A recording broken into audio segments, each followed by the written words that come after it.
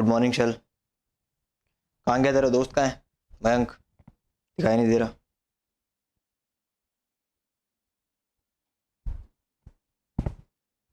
आवाज़ बराबर आ रही है बेटा?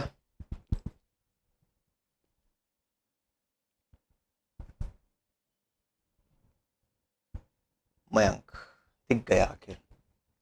Good morning, good morning.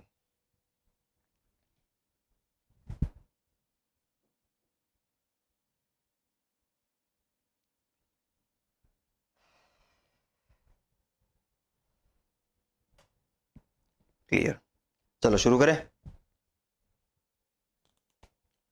हाँ तो बैकलाइटिंग लगा लो। Equal to cortex. कल अपन ग्राफ कर रहे थे मेरे हिसाब से। 3 ग्राफ मैंने बता दिए थे, बचे हुए 3 आज बताता हूँ। ठीक है, देखो ये ग्राफ है ना, यूजुअली मैं लास्ट में कराता हूँ, एकदम लास्ट में, जब चैप्टर खत्म होने वाला होता है ना, उसके 4-5 लेक्चर पहले कराता हूँ मैं।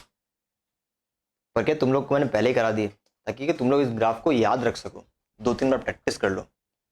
कि मैंने देखा है फिर प्रैक्टिस करते ही नहीं चैप्टर खत्म, बुम बैम बुश खत्म हो जाता है। ठीक है, तो जितने भी ग्राफ करवाए जा रहे हैं ना, उनको 2-3 बार खुद बना के प्रैक्टिस कर लो। ठीक है, तो क्या तुम लोग को आजीवन याद हो जाएगा, कौन सा पॉइंट किधर आ रहा है वो भी याद हो जाएगा। ठीक है, देखो अगला y equal to cot x. चलो बनाते हैं। देखो 10x के लिए क्या किया था आप लोगों ने, हर π/2 पे बार खींचे थे, है ना। अब यहाँ पे क्या करेंगे, हर पाई के लिए बार खींचेंगे, हर पाई पे बार खींचेंगे। ठीक है, पाई पे बार खींचेंगे। ऐसा क्यों सर, ऐसा क्यों? मैं कहा देख, बार खींचने का मतलब यही होता है कि भाई वहां पे ग्राफ नहीं आएगा। फिर ये कैसे मालूम चला? मैंने कहा देख, कॉटेक्स जो होता है वो कितना होता है, cos x by sine x. तो कॉटेक्स उस जगह पे नहीं पाया जाएगा जहां पे साइन 0 हो जाए। साइन एक्स डिनोमिनेटर में ना, इसका मतलब कॉटेक्स कब जिएगा, जब साइन एक्स 0 नहीं होगा। कल ही देखा हम लोगों ने, साइन एक्स 0, साइन एक्स 0 कब कब होता है ना, जीरोस लिखवाए मैंने साइन एक्स के, साइन एक्स 0 कब कब होता है। इसका मतलब भाई साहब एक्स जो है वो एन पाई नहीं हो सकता, एक्स जो है वो एन पाई नहीं हो सकता। क्या इतनी बात क्लियर है? देख लो, है ना, क्योंकि अगर साइन एक्स 0 हो गया तो समथिंग अपॉन 0 अनडिफाइंड, तो कॉट एक्स क्या हो जाएगा, अनडिफाइंड हो जाएगा। अनडिफाइंड मतलब ग्राफ कैसे बनाओगे उस चीज का, जो चीज डिफाइंड नहीं है उसका ग्राफ कैसे बनाओगे। ठीक है, तो कहाँ कहाँ पे कॉट एक्स डिफाइन नहीं है, एन पाई पे डिफाइन नहीं है, बाकी सब जगह पे डिफाइन है, बाकी सब जगह पे डिफाइन है। ठीक है, तो जैसे tan x के लिए लिखा था, है ना, आप लोग को याद होगा, जैसे tan x के लिए लिखा था ऑड π/2, इसका डोमेन लिखा था ना, डोमेन, तो वैसे cot x का डोमेन कितना आ जाएगा, r माइनस एन पाई। बोलो बात क्लियर है ना, इतनी बात क्लियर है, एकदम सिंपल सी बात बोल दी मैंने।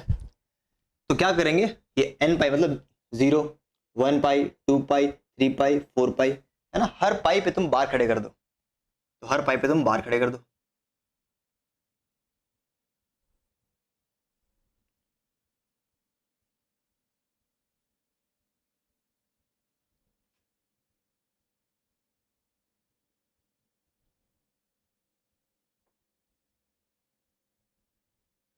जीरो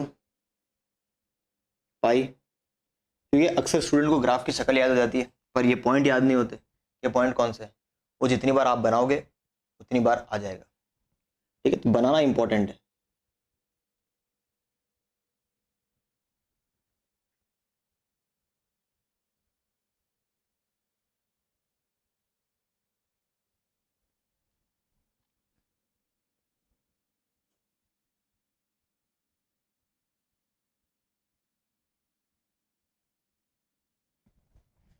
ये ग्राफ मुझसे कभी सही नहीं बनता है यार, कोऑपरेट कर लेना।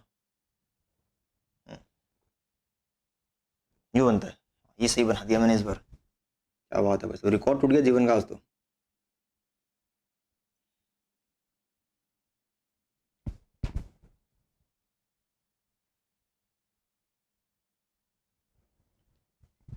अगेन ये भी है ना, ये बेवड़ा ग्राफ है, सेम टू सेम बेवड़ा ग्राफ।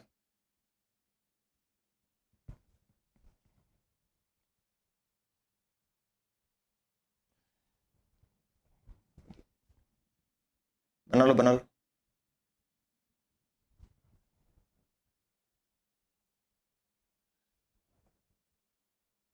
ठीक है, आगे जगह नहीं तो आधा ही बना रहा हूँ।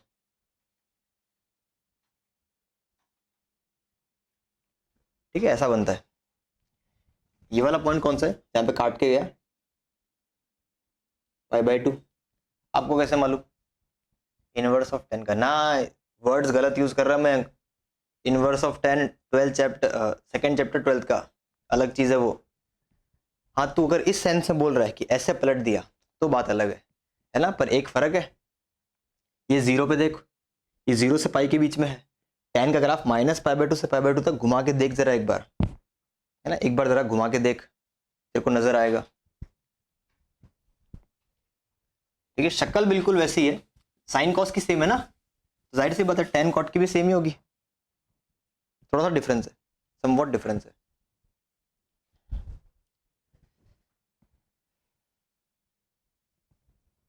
तो पहला डोमेन बता चुका हूं, रेंज। तीसरा पीरियड, तुम बताओ। जीरोज। पांचवा डिसकंटिन्यूस कंटिन्यूस, बताओ।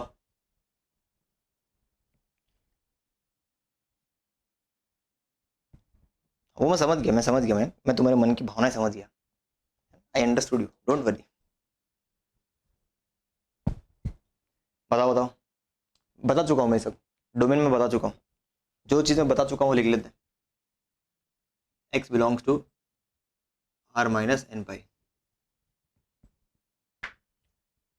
Range y belongs to r, बहुत ही बढ़िया, शाबाश। Period t, period t equal to pi. तुम तो होशियार हो गए यार। कहाँ पे काट रहे हैं? π/2, पाई ये आ जाएगा 3π/2, और ये कहाँ पे आ जाएगा 5π/2। ये क्या आ जाएगा -π/2 -3π/2। ठीक है, तुम जीरोस गलत लिख देते हो यार। 1π/2, 3π/2, 5π/2, ऑड π/2।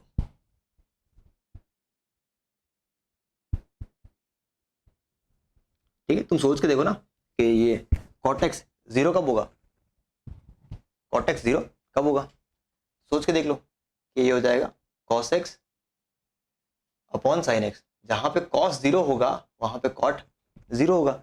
तो cot cos किधर किधर 0 होता है ना, cos किधर किधर 0 होता है, cos तो ऑड π/2 पे होता है। ए रेंज n पाई कैसे आई रे, कुछ भी लिखता है। और ये डिसकंटिन्यूअस है।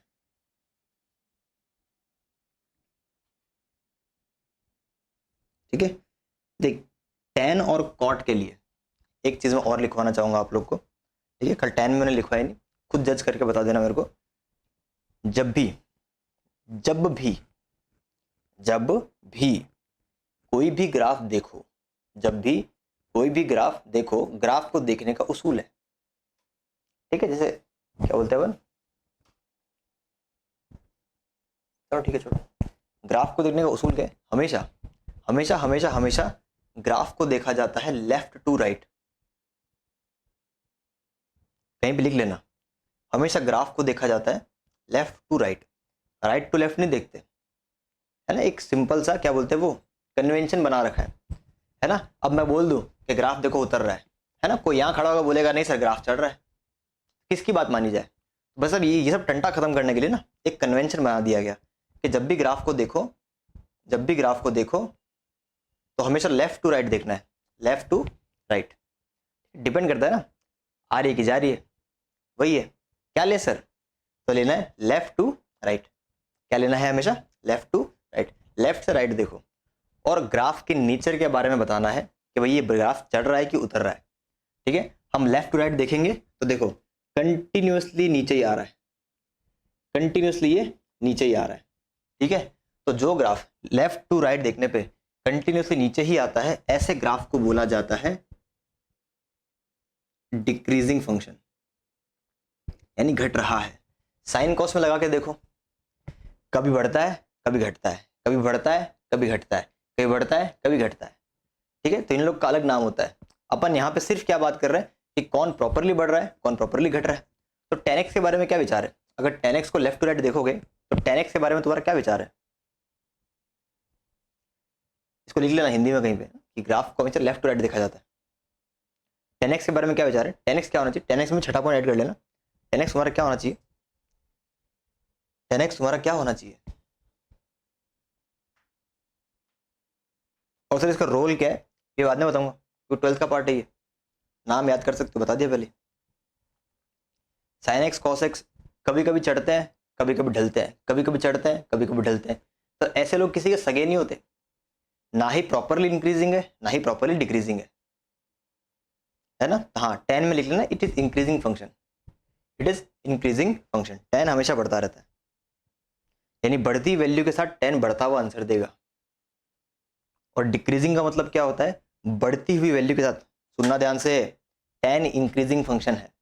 अगर तुम उसके अंदर x की वैल्यू बढ़ाते जाओगे, x की वैल्यूज इंटरवल में बढ़ाते जाओगे, तो वो वैल्यू बड़ी बड़ी बड़ी बड़ी देता जाएगा। अगर यहाँ पे तुम x की वैल्यू बढ़ाते जाओगे, कॉट में x की वैल्यू बढ़ाते जाओगे, तो वैल्यू कम होता जाएगा। ठीक है, ये बात थोड़ी सी कम समझ में आएगी अभी, है ना, थोड़ी सी कम समझ में आएगी, क्योंकि थोड़ा सा आगे का पार्ट रह गया। खाली सुन के निकाल दो कान से, लिखो, बना लो। बन गया तो बताओ।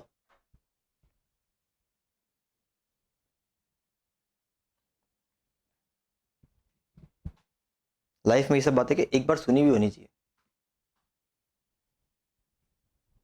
बाकी तो बाद में निपट जाता है, हो जाता है।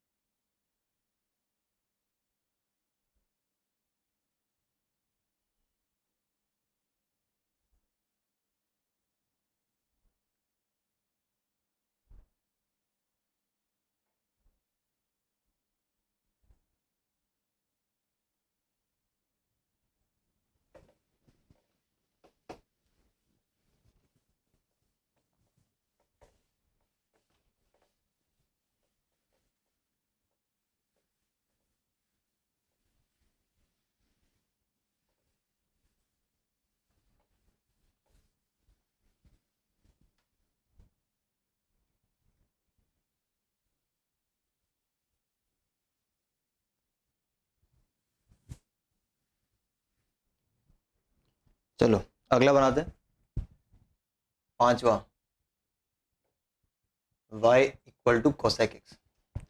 अगर तुम्हें साइन एक्स का ग्राफ याद है, अगर तुम्हें साइन एक्स का ग्राफ याद है, तो ये आराम से बन जाएगा। कैसे सर? कुछ नहीं करना, बिल्कुल भी कुछ नहीं करना है। पहले आंख बंद करके साइन एक्स का ग्राफ बना लो। ठीक है, मेरे साथ मत बनाना, तुम खाली बना लो।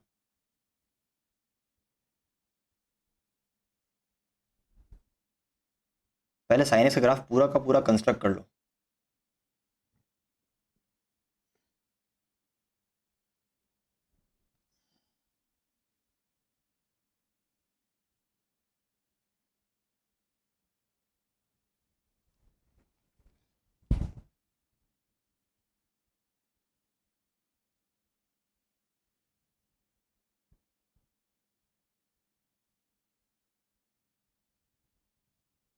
एक ही बनाना सिखा रहा हूँ, सेक एक्स का मैं नहीं बनाऊंगा, तुम बनाना वो।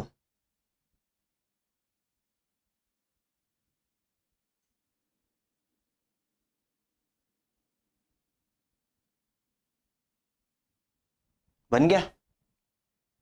जिधर जिधर काट रहा है ना, जहां जहां पे काट रहा है, बाहर खड़े कर दो।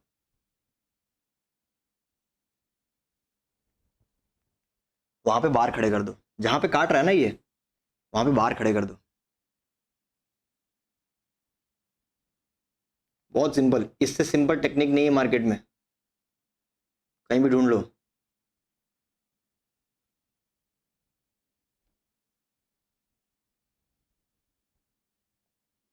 इससे सिंपल कोई टेक्निक नहीं है मार्केट में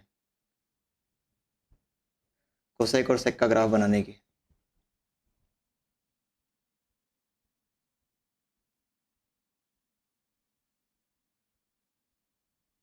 ठीक है, छोड़ो,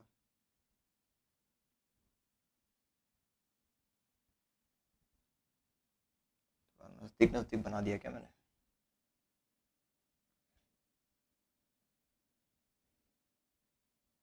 ठीक है भाई, ठीक है, कुछ कुछ दिख रहा हो, कुछ कुछ दिख रहा है तुम लोग को। अब देखो, देखना ध्यान से। हाँ, तुमको ना दो तरीके की टोपी दिखाई देगी, एक अपवर्ड टोपी, डाउनवर्ड टोपी, है ना। एकदम सिंपल है, करना कुछ नहीं है। ये जो टोपी है ना, टोपियों का शेप चेंज कर दो, टोपियों का शेप चेंज कर दो। जैसे कि ये टोपी यूं है, ठीक है, इस टोपी को उल्टा बना दो।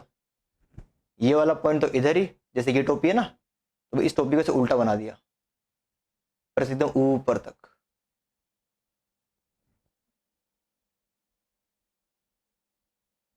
अब मिटा दो। ये टोपी आई, इस टोपी को उल्टा बना दिया, मिटा दो। देखा, कटोरे हैं, कटोरे, ओपोजिट, उल्टे कटोरे, है ना। उल्टे क्यों बनाने हैं सर? मैंने कहा देख क्या लिखा है, 1/sin x, जहां पे, है ना, कोसेक इसका उल्टा होता है। अगर ये जीवित रहा, है ना, ये कहां पे मरने वाला है? अगर साइन एक्स जीरो हो गया, मान लो साइन एक्स जीरो हो गया, तो मर जाएगा बेचारा। यानी साइन एक्स को जीरो होने से रोकना है, साइन एक्स को जीरो होने से रोकना है। तो किधर किधर जीरो हो रहा है? यहाँ पे जीरो हो रहा है, तभी तो बोला जहां पे कट मारता है वहां बाहर खड़े कर लो। बाहर खड़े करते ही टोपी को पलट दो। क्या बोलो, ग्राफ समझ में आया?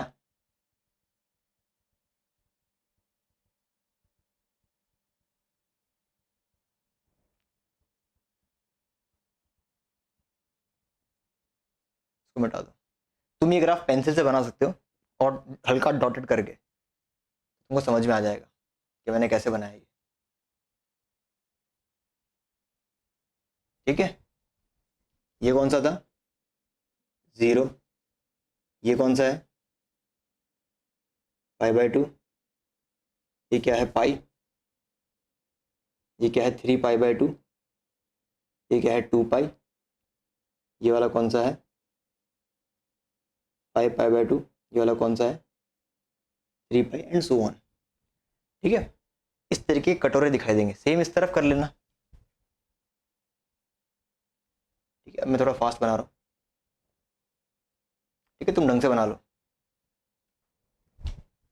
इस तरीके के कटोरे दिखाई देंगे, बस सिंपल।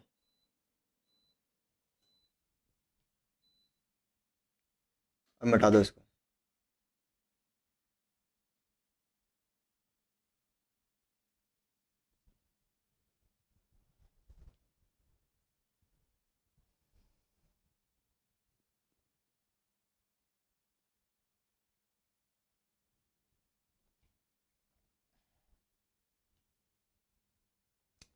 ये सब बताना तुम्हारी जिम्मेदारी, सेक का तुम लोग अपने आप करोगे। ये लिखो, बताओ क्या आ रहा है क्या नहीं आ रहा।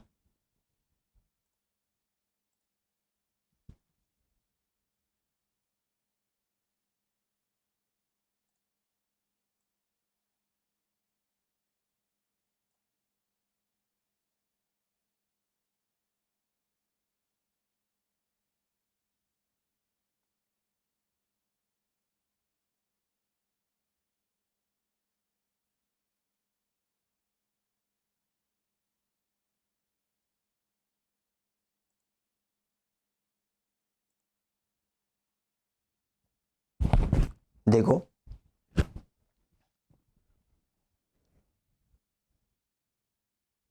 अगर तुम्हें कोसेक का ग्राफ बनाना है, अगर तुम्हें कोसेक का ग्राफ बनाना है, सिंपली सिंपली साइन का ग्राफ बनाओ। ठीक है, बैंक अगर रिपीट वर्जन सुनना है ना, तो वो कर लेना, क्या बोलते हैं, ड्रैग कर लेना, पूरा वापस रिपीट हो जाएगा। ठीक है, बट फिर भी मैं रिकॉल करवा देता हूँ एक बार। चुपचाप साइन का ग्राफ बनाओ, चुपचाप साइन का ग्राफ बनाओ। ठीक है, बना दिया। जिधर कट मार रहा है, जिधर कट मार रहा है, बाहर खड़े कर लो।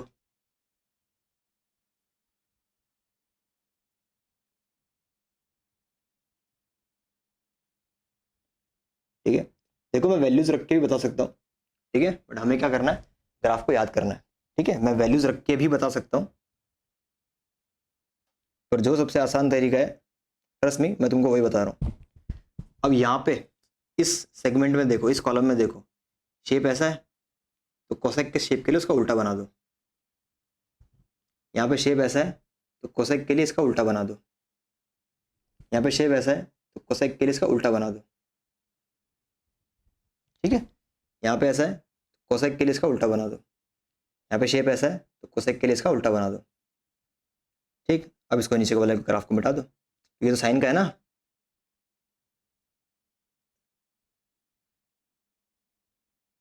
देखो मैंने तुम्हें एक ही ग्राफ, क्या बोलते हैं, साइन का ग्राफ प्रॉपरली बना के दिखाया था, उसके बाद में सारे ग्राफ अपन को याद ही करने हैं। कोई पीएचडी नहीं करनी है अपन को, कोई पीएचडी नहीं करनी है अपन को इसमें। जो चीज़ ज़रूरत है उसका मैंने, हर चीज़ का मैंने प्रूफ तुम लोग को दे दिया। ये सारे मार्किंग अपने आप भरना, ठीक है, एकदम सिंपल सुग्रिड मार्किंग है। नहीं शैल, डोमेन में तुम आज भी गड़बड़ कर रहे हो।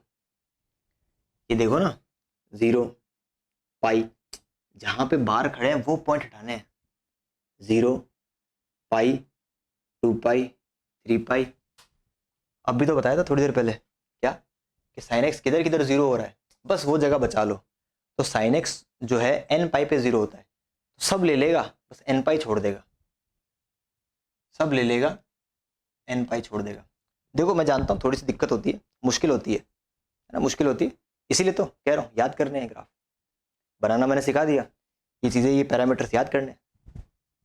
डिसकंटिन्यूस है, जीरो पीरियड कितना है, पीरियड बढ़ाओ, पीरियड पीरियड पीरियड, पाई कह रहा है, शैल कह रहा है पाई, रेंज आर, आओ, है ना। चलो विचार करते हैं इसके ऊपर भी, इसके ऊपर भी विचार विमर्श किया जाए। थोड़ा ध्यान से देखो, रेंज का मतलब क्या होता है, एक्सपांशन इन वाई एक्सिस, कि वाई एक्सिस में, है ना, कि वाई एक्सिस में कितना फैला हुआ है, वाई एक्सिस में कितना एक्सपांडेड है। हमने देखा, क्या तुम ये पॉइंट भूल गए, ये पॉइंट था 1, ये पॉइंट था -1। अब अगर तुमने गौर किया हो, ग्राफ किधर किधर मौजूद है, 1 के ऊपर, -1 के नीचे, बीच में जो ग्राफ ये जो जगह दिख रही है बीच में, ये बीच में ये जो जगह दिख रही है ना, ये जो जगह, ये जगह दिख रही है, ये जो जगह, यहाँ पे कहाँ है ग्राफ, ग्राफ दिख रहा है, ग्राफ दिख रहा है क्या तुम लोग को, ग्राफ दिख रहा है क्या, है ही नहीं, बीच में ग्राफ ही नहीं है, तो ग्राफ नहीं है तो रेंज कैसे आएगी। तुमको देखना है कि वाई में कितना फैला हुआ है, तो देखा तो -∞ से लेके -1 तक, ऊपर से लेके यहां तक है, फिर बीच में कोई ग्राफ नहीं है, फिर यहां से लेके एकदम ऊपर है, यानी -∞ से कहां तक है, -1, और 1 से लेके इन्फिनिटी। क्या बात समझ में आई, उसकी रेंज आ जाएगी -∞ से -1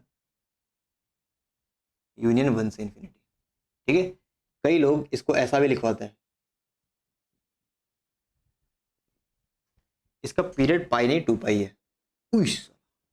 कैसे, मैंने कहा कौन सा शेप है जिसको कट कॉपी पेस्ट किया और रिपीट कर दो, कौन सा ऐसा शेप है, तुम बोलोगे ये वाला कटोरा, 0 से पाई, ठीक है, तुम्हारे हिसाब से भाई 0 से पाई, इस फोटो को कट किया, आगे पेस्ट किया, आगे तो ग्राफ ही नहीं है, आगे ये वाला ग्राफ है, आगे ये वाला ग्राफ है,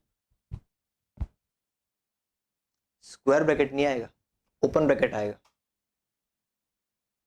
अगर इसमें भी ये फंडा क्लियर नहीं है ना, तो मेरे को अभी के अभी बता दो कि यहाँ पे ये कैसे लिखते हैं और ये कैसे लिखते हैं, मेरे को अभी बता दो, ये तो मान लूंगा तुम्हें आता है। तुमने कहा 0 से पाई, तो 0 से पाई में तो यही शक्ल है, तो आगे जाके पेस्ट करोगे तो ये शक्ल यहाँ मिलनी चाहिए, पर ये शक्ल तो यहाँ पे है ही नहीं, यहाँ पे तो उल्टी शक्ल है। इसलिए हमने क्या किया, हमने ये शक्ल काटी, इतनी शक्ल काटी, कट कॉपी पेस्ट, देख वही आई, ठीक है, पेस्ट पेस्ट, तो ये शक्ल कितनी, ये इंटरवल कितना है, 0 से लेके 2 पाई, इसलिए पीरियड 2 पाई है, इसलिए पीरियड 2 पाई है। बोलो बात समझ में आई, है ना। जीरोस, जीरोस का मतलब एक्स एक्सिस को ये ग्राफ कितनी बार काटा, काट ही नहीं रहा है, कहाँ काट रहा है बताओ, या तो 1 के ऊपर है या तो -1 के नीचे, तो है ही नहीं, तो जीरोस यहाँ पे क्या लिखोगे, नल सेट।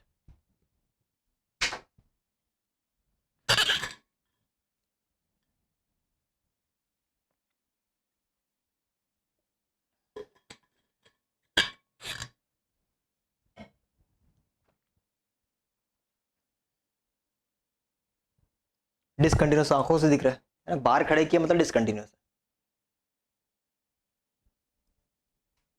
देखो मयंक, रेंज का मतलब कि माइनस इन्फिनिटी से -1 लेना है, माइनस इन्फिनिटी से -1 लेना है, तो यानी -1 भी चाहिए, 1 भी चाहिए। ठीक है, तुम खाली तुम लॉजिकल सोच के देख कि नंबर लाइन बनाई -1 और 1, इसका मतलब ये होता है -1 लेना है और 1 भी लेना है, तो ये ब्लैक सर्कल बनता है ना, ब्लैक बॉल बनती है इसकी। अगर तुमको कोई ये बोले ना ये, इसका मतलब क्या होता है कि भाई साहब अपने पास कुछ है ना, जैसे कि अपने पास पूरी रियल नंबर लाइन है, इसमें से इतना पार्ट हटाना है। अगर हटाने का मतलब, माइनस का मतलब हटाना होता है, माइनस का मतलब हटाना होता है। अगर तुम ये हटा देते, अगर तुम ये हटा देते, इसका मतलब -1 भी हटेगा, 1 भी हटेगा, पर एक्चुअली में देख -1 भी चाहिए, 1 भी चाहिए, इसीलिए जब आर के फॉर्मेट में लिखते हैं ना तो ब्रैकेट बदल देते हैं, जब भी आर के टर्म्स में लिखते हैं ब्रैकेट बदल देते हैं। क्या मेरी बात क्लियर है ना, क्या मेरी बात समझ में आई? -1 और 1 दोनों चाहिए, ठीक है, पर इसको जब तुम आर के फॉर्मेट में लिखोगे तब ये ओपन बन जाएगा। क्यों? क्योंकि आर में से चीजें हट रही है। अगर तुमने क्लोज लगा दिया, तुमने 1 और -1 को भी हटा दिया, पर एक्चुअली वो तो चाहिए, इसलिए ओपन लगता है।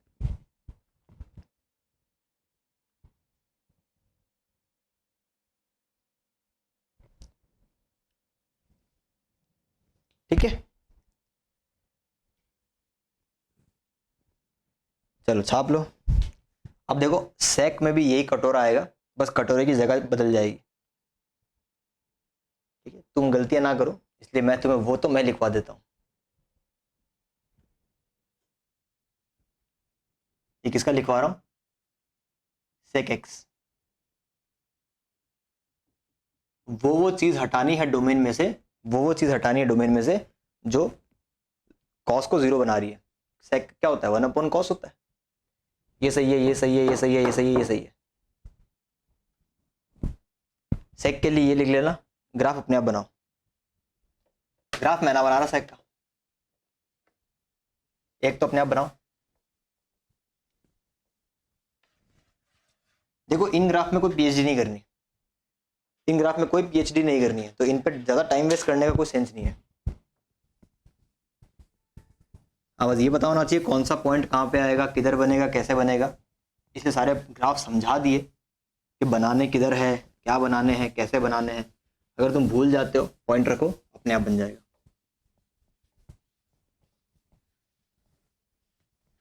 चलो वो लिख लो तो बताना मेरे को, है ना। ग्राफ के लिए जगह छोड़ देना, ग्राफ के लिए जगह छोड़ देना।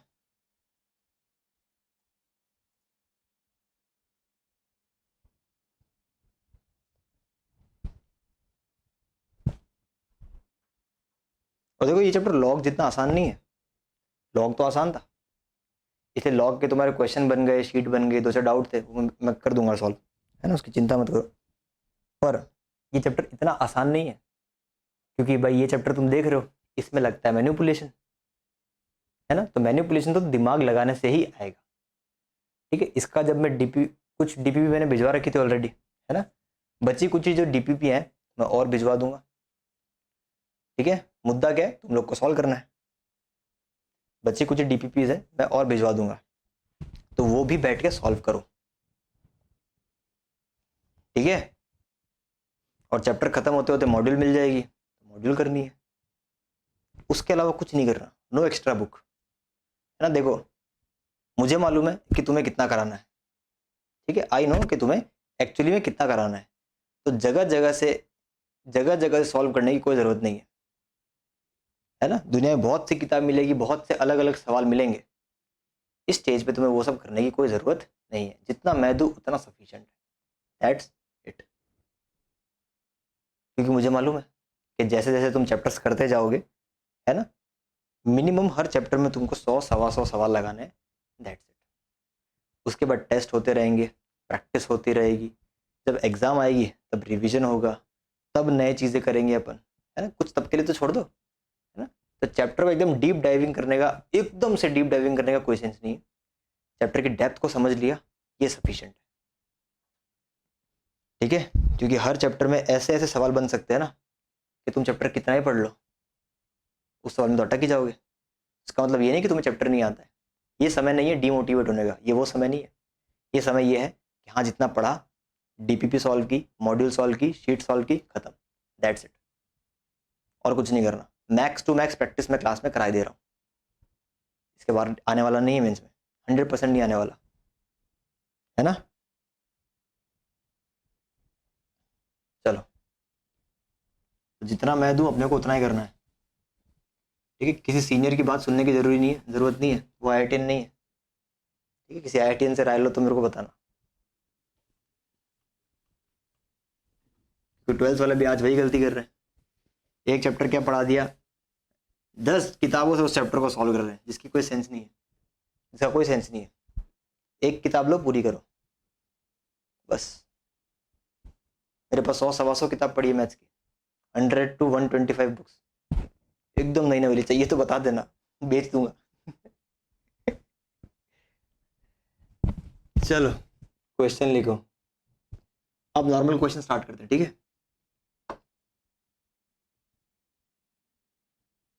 और ऐसे लो नहीं लगाते रहना। One angle of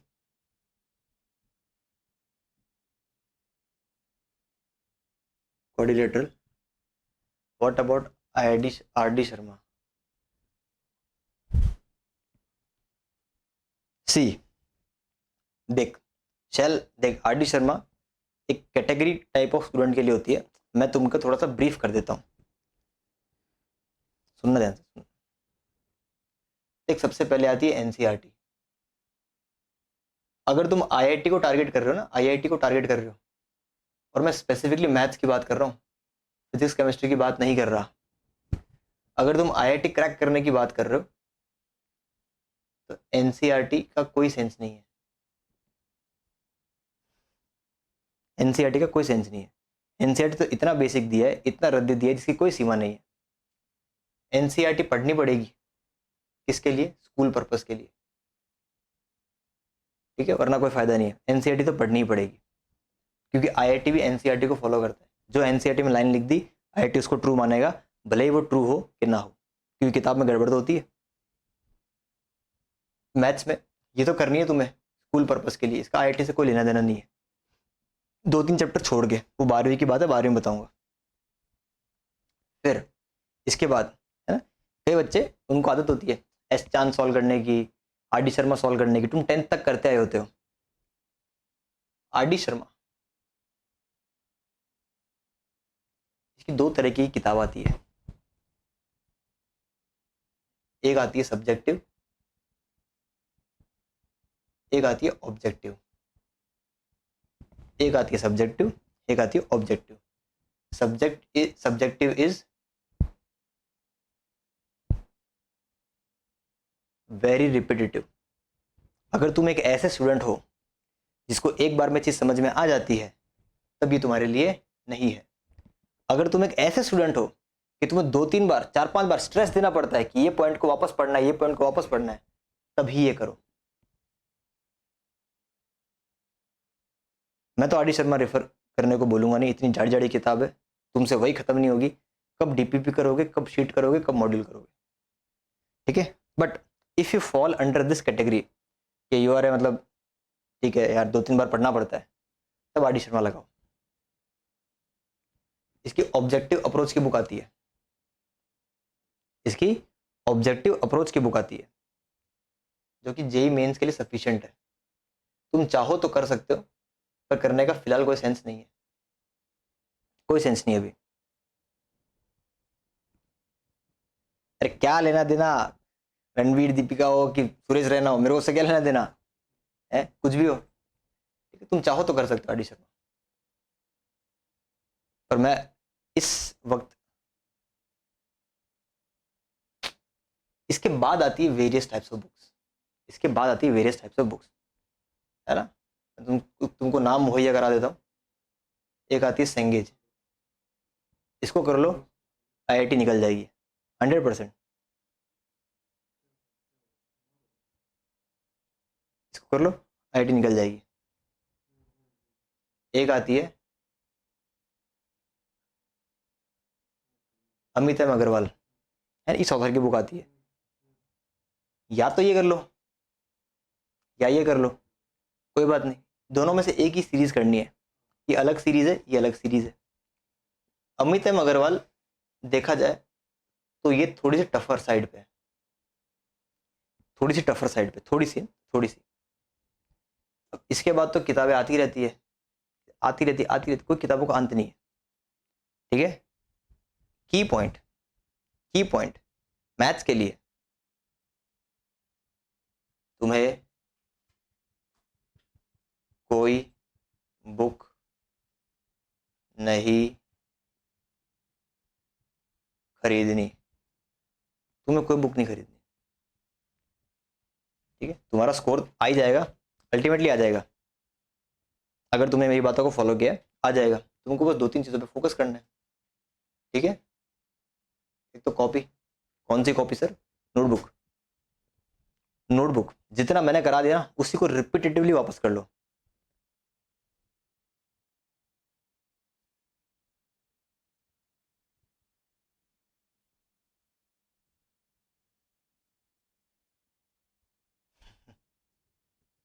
R D Sharma 10 तक ठीक है, क्योंकि आर डी शर्मा से तुम लोग को मेहनत की आदत लगती है बस।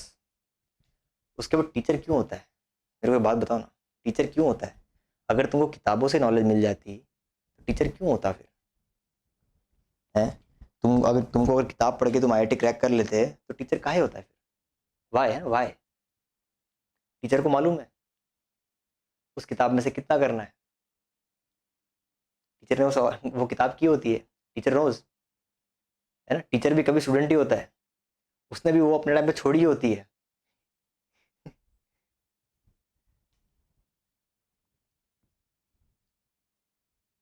बहुत है, इनफ है इतना, इनफ है इतना। अगर तुम लोग, है ना, कॉपी, नोट कॉपी ढंग से कर लो, इसी को 2-3 बार करना है। ऐसा नहीं कि बस पढ़ के देख लिया, हाँ पढ़ लिया हो गया, हाँ पढ़ लिया, ऐसा नहीं है। जो मैंने क्वेश्चन करवाया ना वही क्वेश्चन को रिपीटेटिवली 2-3 बार कर लो, रिवीजन भी हो जाएगा, कंसेप्ट भी समझ में आ जाएगा, क्योंकि इसके अलावा कोई कंसेप्ट तो होगा नहीं। सेकेंड चीज, शीट्स को सॉल्व करना है टाइम पे। शर्त है ना इसके साथ, शर्त आलम है, टाइम के साथ करना है। ठीक है, अभी नहीं, बाद में करूंगा, परसों करूंगा, छोड़ दो, तुमसे कुछ नहीं होने वाला। ठीक है, तीसरी चीज, प्रीवियस ईयर क्वेश्चन। ठीक है, ये जब अपना जेई आएगा तब, जेई आएगा तब। ठीक है, चौथी चीज, टेस्ट। कुछ भारी वर्क का काम नहीं लिखा, ये तो जेई आएगा तब, ये तो क्लास में करते ही है, एक्स्ट्रा टाइम लगता ही नहीं है।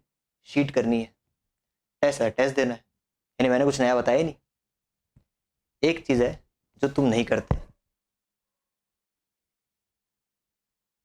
वो है टेस्ट का एनालिसिस। तुम्हारा टेस्ट होता है ना, यहाँ पे पीवीसी में टेस्ट होता है, एनालिसिस करते हो कोई बैठ के? कभी नहीं करते। टेस्ट लिया क्यों जाता है? हम लोग टेस्ट क्यों लेते हैं? हम कैसे लोग हैं, या फिर जो तुमको बाहर से देख रहा है वो कैसे लोग हैं, वो तुम्हारे मार्क्स पे जज करेगा कि तुमको कितना आता है कितना नहीं आता। तुम अपने आप को जज कैसे करोगे जब तक टेस्ट को एनालाइज नहीं करोगे? जज कैसे करोगे?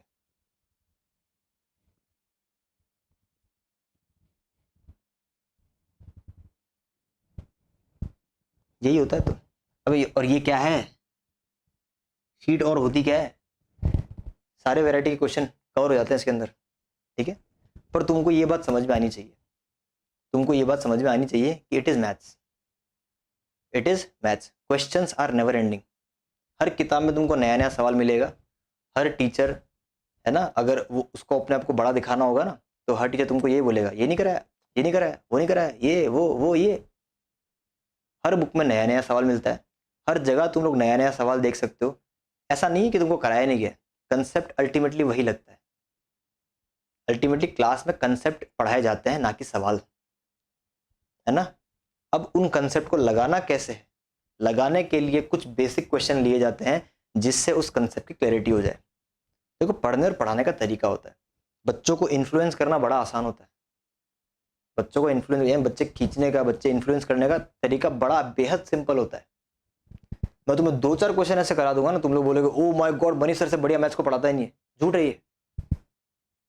अरे नहीं आती, झूठ है। बड़े क्वेश्चन एकदम एकदम क्या बोलते हैं, एकदम ऐसे क्वेश्चन भी करा सकता हूं जो तुम देख के बोलोगे ओ माय गॉड, ऐसे क्वेश्चन मैंने कभी नहीं देखे। जिस दिन कोई और दिखा देगा, अरे हाँ यार ये तो इसको भी आता है ना। चलो ये सब बातें तो होती रहेगी अपनी, ज्यादा कुछ नहीं करना, इतना कर लेना बहुत हो जाएगा।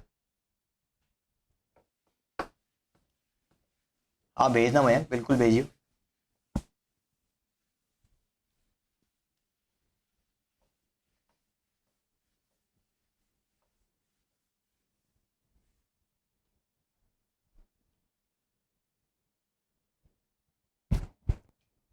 चलो, वन एंगल ऑफ क्वाड्रिलेटरल।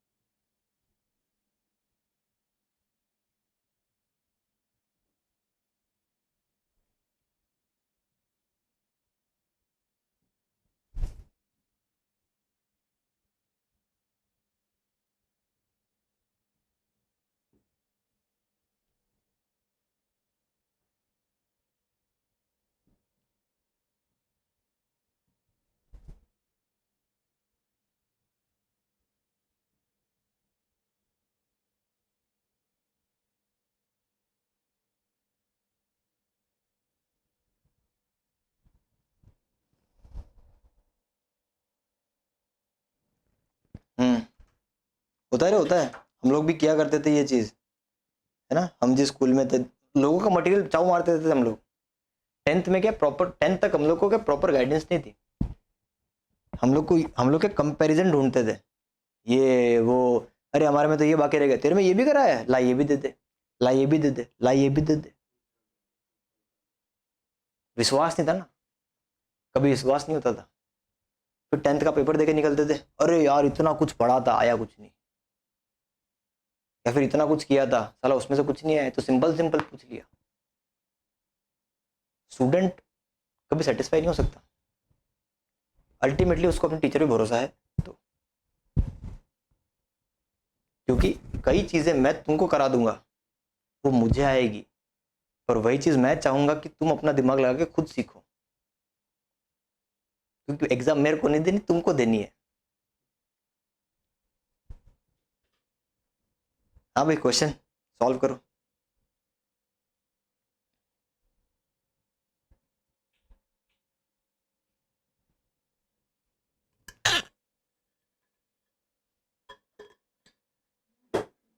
बेटा एक बार है ना अपनी क्लास तो ढंग से बनाना, पीजीसी और इसकी बेसिक कोर्स की। लोगों को जेरोक्स करा करा के देनी पड़ेगी तेरे को, जिस दिन उन्होंने कंपेयर कर लिया तो। उसको बेच के पैसे कमाना।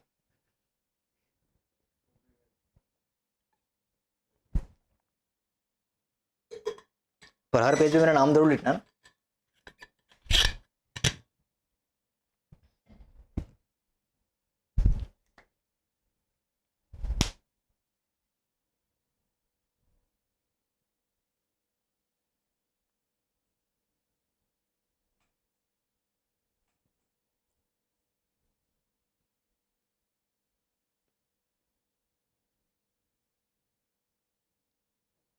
ओह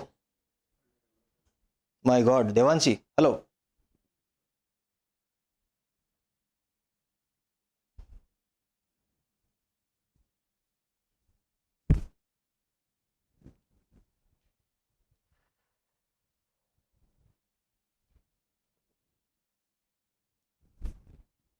देखो बहुत ही सिंपल सा है, मैं एक बार तुम्हें सॉल्व कर देता हूँ।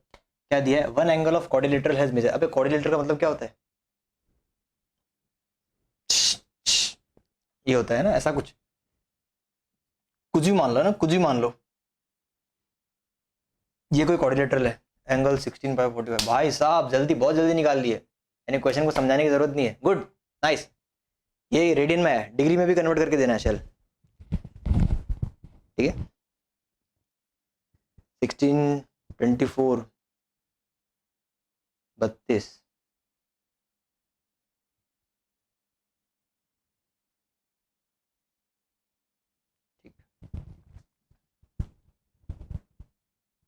एक एंगल दिया इतना, बाकी के 3 एंगल का रेशियो दिया।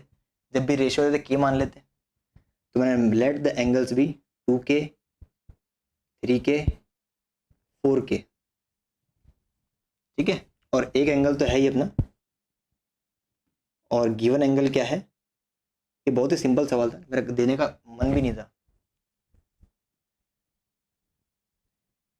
64 GB, 128 GB। सही है। 8 8 कैसे लाए, 8 क्या है? हाँ 8 8 नहीं आएगा। गिवन कितना है, 2π/5। ठीक, तो 1 2 3 4 मेरे को मालूम है क्वाड्रिलेटर में 2 ट्रायंगल्स होते हैं। ठीक है, तो क्वाड्रिलेटर का इंटरनल एंगल का समेशन कितना हो जाएगा, 360, 2π।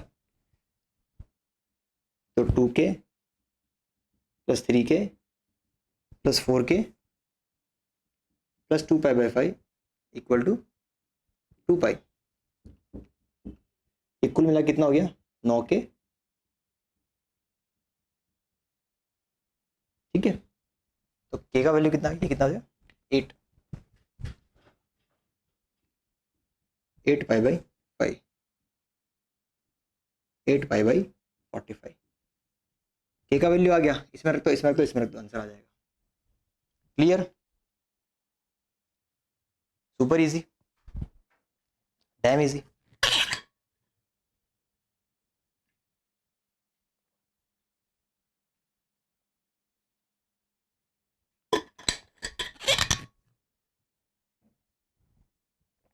चलो मिटा दो, बस यहाँ पे रख देना, आंसर आ जाएगा।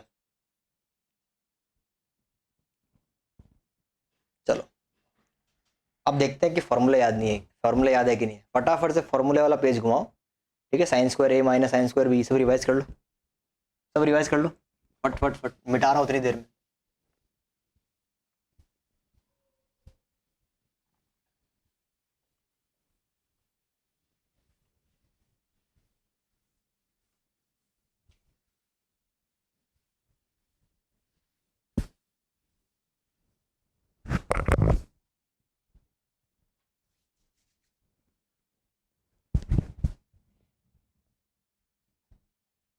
प्रूव दैट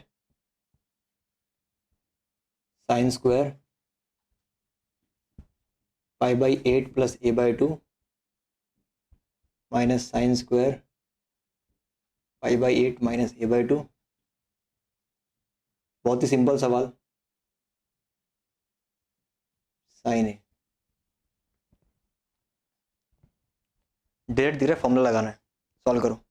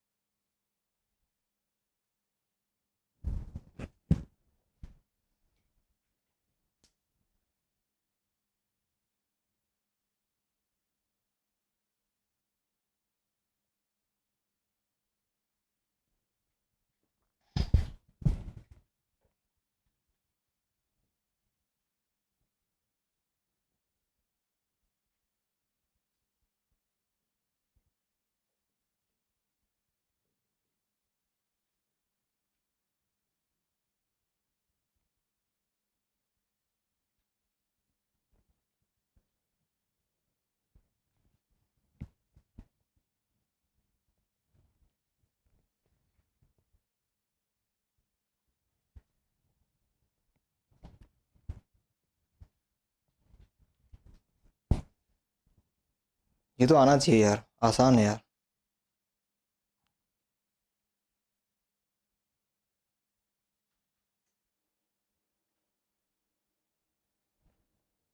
सिंपल है, बहुत ही सिंपल, अत्यंत सरल।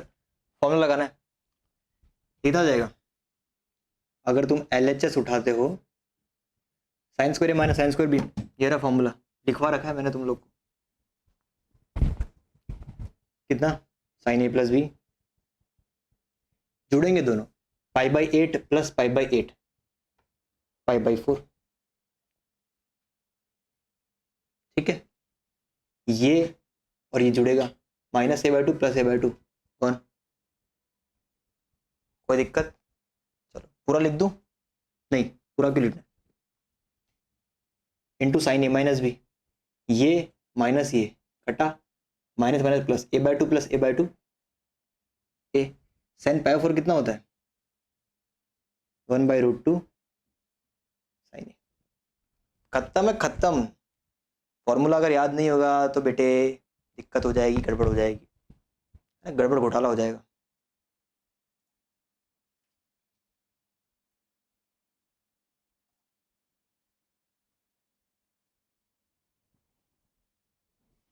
ठीक, याद करते रहो, सुबह शाम 108 बार जाप करते रहो।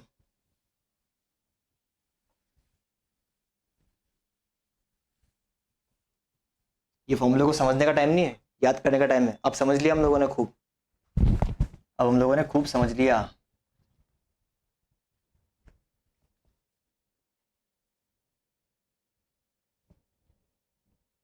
ये थोड़ा ध्यान से समझना। यूजुअली बच्चे कंफ्यूज हो जाते हैं, सुनना ध्यान से। If sine A equal to 4/5 and cos B, A दिया या बी दिया, और ये -5/12। ठीक, फिर पूछा है फाइंड फाइंड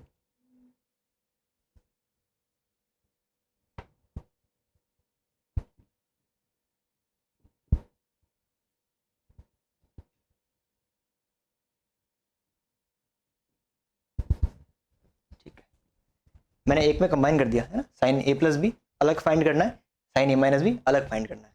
ठीक है, अब देखो ऐसे क्वेश्चन को डील कैसे किया जाता है, ऐसे क्वेश्चन को डील कैसे किया जाता है, सुनना ध्यान से।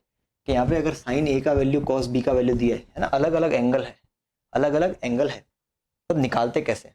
ठीक है ना, आंख बंद करके निकालना नहीं है, थोड़ा सा ध्यान से सुनना, क्योंकि अब हम ट्रिग्नोमेट्री काफी डेप्थ में पढ़ चुके हैं। थोड़ी सी मेरी बात ध्यान से सुनना। अच्छा, यूजुअली बच्चे क्या गलती करते हैं मैं वो बताता हूँ। साइन ने दिया है, फिर कोई बोलेगा साइन ए प्लस भी निकालो, तो लोग करते गए, तुम सुनना खाली। तो वो लोग ये करते हैं, चल पहले तो साइन ए प्लस बी का पता लगाते हैं, तो वो हो जाएगा sign A cos B plus cos A sine B. क्या साइन ए का वैल्यू है, तुम बोलोगे हाँ है। क्या कॉस बी का वैल्यू है, हाँ है। सर कॉस ए और साइन बी का वैल्यू नहीं है ना, तो वो बच्चे क्या करते हैं, ट्राइंगल से निकाल लेते हैं, जैसे मयंक ने कहा ट्राइंगल से कर लेते हैं। मैंने कहा कॉस ए का वैल्यू निकाल ले, तो वो इसको देख के, है ना, इसको देख के क्या करते हैं, ट्राइंगल बनाते हैं। इसको देख के क्या करते हैं, ट्राइंगल बनाते हैं। ठीक है, इसको बोल दिया एंगल ए। ठीक है, तो ये हो जाएगा 4, ये हो जाएगा 5 और ये हो जाएगा 3। फिर यहाँ से निकालेंगे कॉस ए का वैल्यू, तो आएगा 3/5। तुम बोलोगे ठीक है, इसका वैल्यू आ गया, असर आ गया। बारी आई साइन बी की, बारी आई साइन बी की। हाँ शैल, बिल्कुल यहाँ से भी कर सकते हैं, है ना, इस तरीके से भी कर सकते हैं, पर मैं ऐसे नहीं करूँगा। इस तरीके से भी कर सकते हो, प्रॉपर आंसर आएगा। मैं करूँगा ट्राइंगल से, शॉर्टकट है, थोड़ा सा छोटा है। ठीक है, मैं करके दिखाता हूँ। अब यहाँ देखो, मुद्दा है साइन बी। फिर बंदा बोलेगा सर इसमें ट्राइंगल लगा लो, मैं कहा ठीक है। ये आएगा बी 5 और 12। यहाँ पे क्यों कंफ्यूज कहाँ हो सकता है, सर माइनस का क्या करूँ। कई होते हैं इग्नोर कर दो, हमने कहा चल इग्नोर भी करके देख लेते हैं। चल इग्नोर भी करके देख लेते हैं कितना आएगा। अरे क्या लिख दिया ये।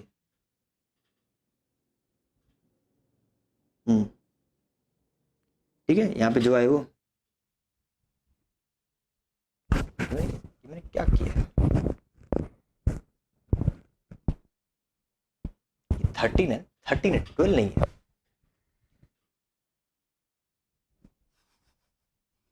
ये 13 आएगा, यहाँ पे 12 आएगा। पाइथागोरस की बेइज्जती हो गई थी। ठीक है, तो यहाँ से कई लोग क्या निकाल लेते हैं, यहाँ से कई लोग निकाल लेते हैं साइन बी इक्वल टू 12/13। फिर बोलते हैं, सोचते हैं यहाँ नेगेटिव है तो चलो यहाँ भी नेगेटिव लगा दिया। अरे बाप का राज है क्या, कुछ भी कर रहे हो, जो मन में आ रहा कर रहे हो, कुछ भी। ऐसा नहीं करना है, वरना इतने सितारे लगाता ही नहीं मैं। तो भाई इस कंफ्यूजन को दूर करने के लिए, इस कंफ्यूजन को दूर करने के लिए कि सर ये प्लस, अगर यहाँ पे प्लस प्लस होता ना, पक्का तुम ये करके आते, 100% ये करके आते। दोनों अगर ये प्लस, अगर यहाँ पे ये होता ना, ये तब तुम 2 बार ट्रायंगल बनाते, दोनों का आंसर निकाल के ले आते। But that is not the complete answer. सुनो ध्यान से, इसका एक्चुअली में क्या है, एक्चुअली में पहले तो माइनस लगाओ। ठीक है, यहां बनेंगे केसेस, यहां बनेंगे केसेस। देखो केस बनाना शुरू करता हूं। केस कैसे बनेंगे, पहले तो यहां देखो, साइन ए, तुम्हारी नजर जहां पे जानी चाहिए, तुम्हारी नजर जहां पे जानी चाहिए वो है कि साइन ए पॉजिटिव है और कॉस बी नेगेटिव है। ठीक है, अब ये सोचना है कि सर साइन ए, साइन पॉजिटिव कब कब होता है, तो तब तुमको याद आएगा sir first and second quadrant में, फर्स्ट एंड सेकंड क्वाड्रेंट में। कॉस बी नेगेटिव कब कब होता है, एड शुगर टू, फर्स्ट और थर्ड क्वाड्रेंट में, सेकंड और थर्ड क्वाड्रेंट में। क्या मेरी बात इतनी समझ में आ गई। बनेंगे 4 केस। सर 4 केस कैसे बनेंगे, बेटा 4 केस यूं बनेंगे। देख केस नंबर 1, तुम तो खाली मेरी बात सुनो एकदम ध्यान से, एकदम मतलब एकदम ध्यान से सुनो। साइन पॉजिटिव है, इसका मतलब ये जो ए है ना, ए या तो फर्स्ट क्वाड्रेंट में होगा या तो सेकंड क्वाड्रेंट में होगा। कॉस बी नेगेटिव है, कॉस बी जो है वो नेगेटिव है, तो बी जो है, ये बी एंगल जो है या तो सेकंड में रहा होगा या थर्ड में रहा होगा। ठीक है, तो केस 1 क्या कहता है कि मैंने ए को लिया फर्स्ट क्वाड्रेंट में और बी को लिया मैंने सेकंड क्वाड्रेंट में। ठीक है ना, इससे होगा क्या, बनेगा ट्रायंगल। माइनस साइन को नहीं देखना है क्योंकि अब क्वाड्रेंट को देखना है। कैसे देखना है, क्या देखना है वो देखो। बने ट्रायंगल बने, पहले मैंने ए का ट्रायंगल बनाया, ए क्या है 4/5 का साइन है ना, 4 5 3। ठीक, अब देख, अगर मेरे को ये ट्रायंगल बना इसके लिए, और इस केस को मैं ऊपर लिख रहा हूँ। ठीक है, इस केस को मैं ऊपर लिख रहा हूँ,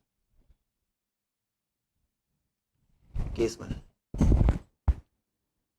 ये झूठने का मूड नहीं मेरा, है ना। ए किस में आया, फर्स्ट में, और बी किस में आया, सेकंड में। मैंने ट्रायंगल बनाया, मैंने ए के लिए ट्रायंगल बनाया, मैंने बी के लिए ट्रायंगल बनाया। ठीक, ए कौन है 4/5, तो यहाँ कितना हो जाएगा 4 5, पाइथागोरस से ये कितना आ जाएगा 3। साइन ए का वैल्यू पड़ा है, कॉस ए का वैल्यू निकाल दो 3/5। बी कितना है 5 और 13, 5 13, ये कितना आ गया 12। साइन को गोली मारो, साइन को गोली मारो, लेना ही नहीं है, बाद में बताऊंगा कैसे लेना है। साइन बी कितना आ जाएगा 5/13।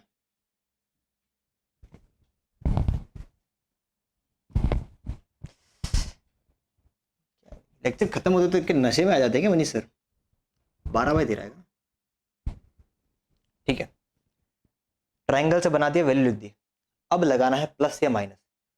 एंगल ए किस में है? फर्स्ट क्वाड्रेंट में। फर्स्ट क्वाड्रेंट में कॉस कैसा होता है? पॉजिटिव कि negative? Sir positive. Positive. B, B में साइन कैसा होता है? बी में साइन कैसा होता है? पॉजिटिव कि नेगेटिव? पॉजिटिव, तो यहाँ पॉजिटिव आएगा, इररिस्पेक्टिव यहाँ पे पॉजिटिव है कि नेगेटिव है। बात समझ में आई? बात समझ में आई है ना? कई लोग इसको ऐसे भी करते हैं, जैसे कि शैल ने बताया। ठीक है, मेरे को शैल ने क्या बताया, इसको मैं बिना ट्रायंगल के भी कर सकता हूँ, इसको मैं बिना ट्रायंगल के भी कर सकता हूँ। शैल ने बोला कि सर आप ले लो sine square A plus cos square A equal to 1। Cos square equal to हो जाएगा 1 माइनस साइन स्क्वायर ए, तो कॉस स्क्वायर ए हो जाएगा 1 माइनस साइन स्क्वायर ए, 1 माइनस 16/25, 9/25, 9/25। तो कॉस है कितना हो गया? Plus minus 3/5। अब मुद्दा प्लस लेना है कि माइनस लेना है? तो एंगल ए को देखा, एंगल ए को देखा तो भाई ये कैसा एंगल ए किधर लिया अपन ने? क्या क्या क्या क्या क्या है? एंगल ए पॉजिटिव है, फर्स्ट क्वाड्रेंट है, तो फर्स्ट क्वाड्रेंट के हिसाब से नेगेटिव साइन यहाँ पे गायब हो जाएगा। ठीक है, वरना तुम दोनों आंसर रख सकते हो, प्लस और माइनस, दोनों बार वैल्यू यूज करनी पड़ेगी। ये ज़्यादा सही ढंग का तरीका है मेरे हिसाब से, किताबों में वैसा दिया। एक और केस थोड़ा थोड़ा समझ में आया होगा, थोड़ा थोड़ा समझ में आया होगा। एक और केस लेके देखते हैं। सर इसके बाद क्या करना है? फॉर्मूला लगाना है ना, केस को सॉल्व करना है। साइन ए प्लस बी, ये चारों के चारों निकाल लेना। ठीक है, तुम्हारे ऊपर था ना, तुम्हारे ऊपर मैंने डाल दिया साइन ए प्लस बी। ठीक है, निकाल लेना। Case two, case two, angle A को रखा फर्स्ट और बी को रखा थर्ड। ए को रखा फर्स्ट और बी को रखा थर्ड। ट्रायंगल तो आज भी यही बनेगा, ट्रायंगल तो आज भी यही बनेगा। तो मैंने लिखा कॉस ए, कॉस ए कितना आएगा? 3/5। वैल्यू तो वही आएगी, खाली फर्क प्लस माइनस का पड़ेगा, 12/13। अब देख, फर्स्ट क्वाड्रेंट में ए कैसा होता है? पॉजिटिव होता है। कॉस कैसा होता है? पॉजिटिव होता है, इसलिए यहाँ पे क्या आएगा? पॉजिटिव। ये बी किस में? थर्ड क्वाड्रेंट में। थर्ड क्वाड्रेंट में साइन कैसा होता है? पॉजिटिव की नेगेटिव? पॉजिटिव की नेगेटिव? नेगेटिव, यहाँ पे नेगेटिव आएगा। क्या मेरी बात समझ में आई?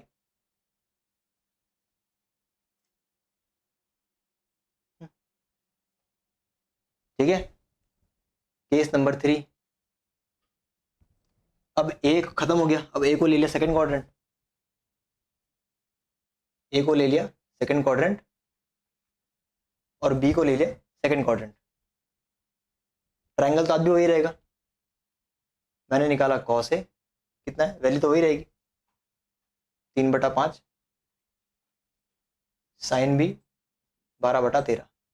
सेकंड क्वाड्रेंट, सेकंड क्वाड्रेंट में कॉस कैसा होता है? पॉजिटिव कि negative? Negative, negative. Second quadrant में साइन कैसा होता है? पॉजिटिव कि नेगेटिव? Positive, positive. क्या केस फॉर खुद बना लोगे और क्या ये वैल्यूज निकाल लोगे? ये सिखाना था। हाँ कि ना?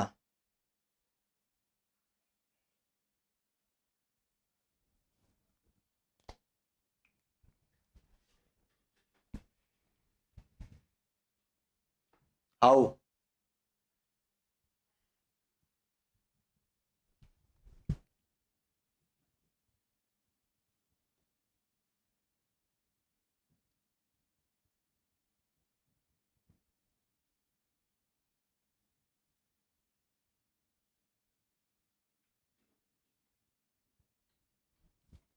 चार केस, 4 बार आंसर आएंगे। ठीक है, निकाल के मेरे को फोटो भेजना। ठीक, चलो भैया, तो भाई आज के सेशन को यहीं पे ख़त्म करते हैं, है ना? आज के सेशन को यहीं पे ख़त्म करते हैं। मिलेंगे अपन कल, नहीं कल थोड़ी मिलेंगे अपन नेक्स्ट बार मिलेंगे ना, कल तो संडे है भाई। अपन मिलेंगे नेक्स्ट टाइम पे मिलेंगे। मस्त रहो, मज़े में रहो। चलो टाटा।